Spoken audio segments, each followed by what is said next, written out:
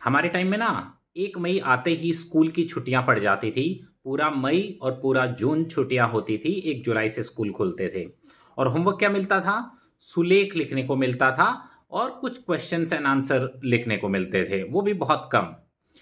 तो बच्चे पढ़ाई भी करते थे, कुछ सीखते भी थे, और उसी टाइम के पढ़े हुए बच्चे जो बड़े हो चुके हैं, अब कहीं ना कहीं ऊंची ऊंची पोस्ट पर काम कर रहे हैं।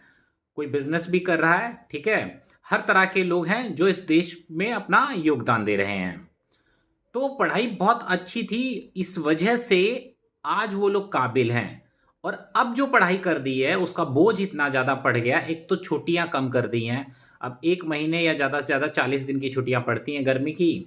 और उसमें भी ये प्रोजेक्ट वो प्रोजेक्ट, ये मॉडल बनाना है वो मॉडल बनाना है, ऑनलाइन क्लासेस भी कभी कभी लगा देते हैं। और जाने क्या क्या बच्चे जो खुद कर भी नहीं पाते उसके लिए वो पेरेंट्स की हेल्प लेते हैं, या अक्सर पेरेंट्स ही उनका मॉडल बना रहे होते हैं, या फिर रेडीमेड खरीद के ले आते हैं वो प्रोजेक्ट वगैरह।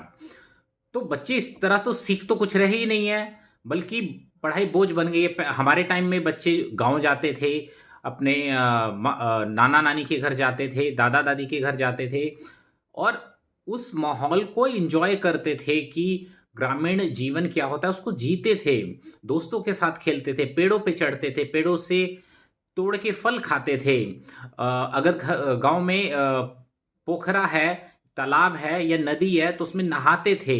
कुल मिला के जीवन जो था बहुत सुखमय था, शांति थी, टेंशन कुछ भी नहीं थी, एंजाइटी कुछ भी नहीं थी, स्ट्रेस फ्री लाइफ थी। और पढ़ाई बहुत अच्छी थी, इतनी अच्छी पढ़ाई थी कि वही तो टीचर अभी स्कूल में पढ़ा रहे हैं।